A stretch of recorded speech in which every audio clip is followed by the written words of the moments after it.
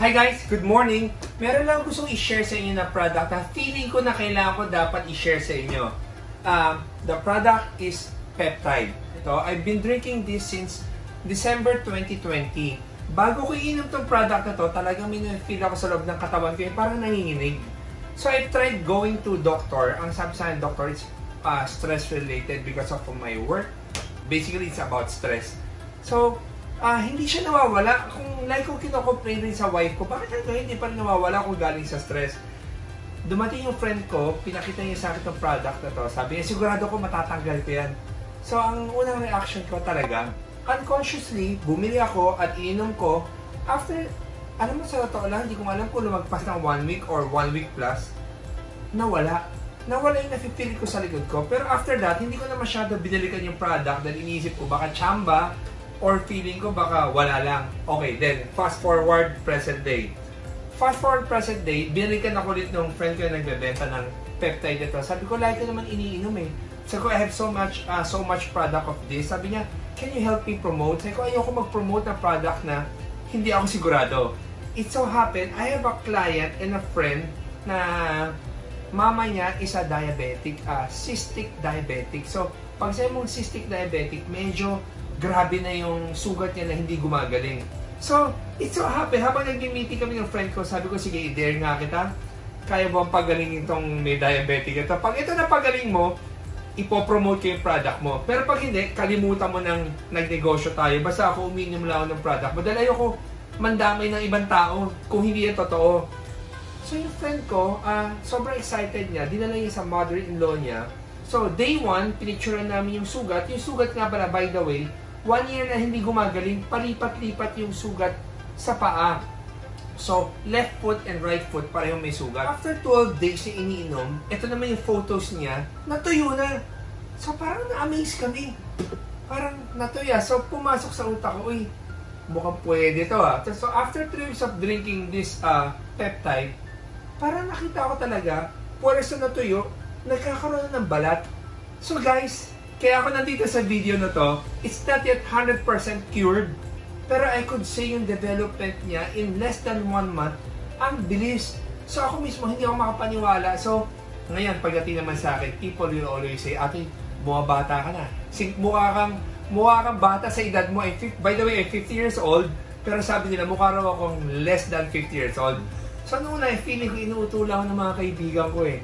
So until ngayon, because of what I see doon sa mother-in-law ng friend ko, parang medyo nag-absorb na rin sa akin na because of this product. Medyo bumata, sabi nila. Okay guys, so ito, binuksan ko na. So ngayon, papakita ko ang iniinom ko ngayon. Dapat dalawa. In the morning, dalawa naman talaga iniinom ko. So yan, inubos ko na. So pagkaubos yan, meron pala akong product na tinatawag Gizmo. Ang gagawin mo raw, pipindutin mo lang to, may lalabas na mist, tapos tsatsagain mo araw-araw gumanyan. Wala akong katsaga-tsaga gumawa ng ganyan araw-araw. Kaya sabi nila, pag ito raw ginawa ko, mas magmumukha pa raw akong bata.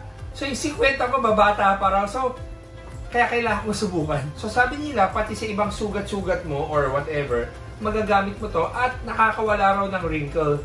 So ngayon, ang dami ko ng wrinkle dahil 50 na ako.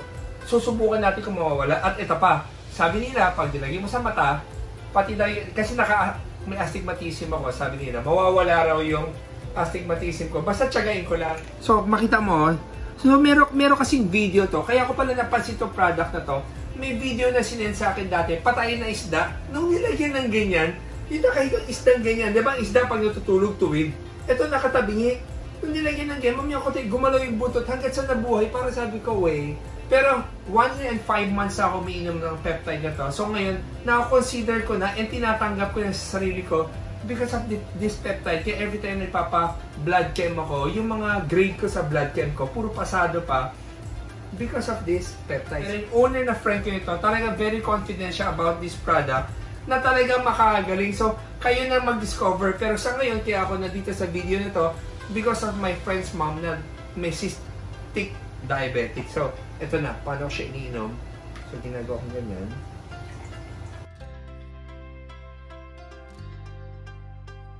By the way, pag uminom pa pala ito, lasang kalawang.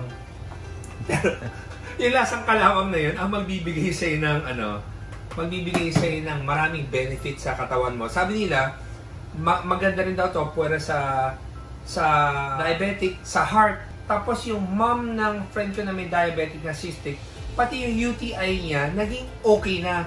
Pwera pa doon, nag-check siya. Kaya ako nag-video ngayon, 2 days ago, nagpa-check siya ng blood chem niya. After 35 years, ngayon lang nag-normalize yung sugar niya. Kaya parang sabi ko, hindi pa nakikita yung chart pero I don't think naman magsisungaling yung family nila about this. Then, nagpapasalamat sila sa akin na wala akong alam ba't sila nagpapasalamat sa akin. So, guys, wanna say, try this product and check out this product. Ito pala ang itsura niya na pagbago. So, ito, unbox ko lang siya. Ito yung itsura niya.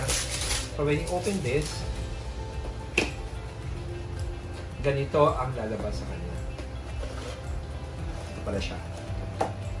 So, 15 miracle sachet ang makikita nyo dyan. So, we call this miracle sachet dahil ang product is a miracle peptide. So, again guys, sa mga hindi pa nakapanood at meron kayo naramdaman, subukan nyo at kayo naman magkwento ng miracle peptide story nyo. Okay? And God bless.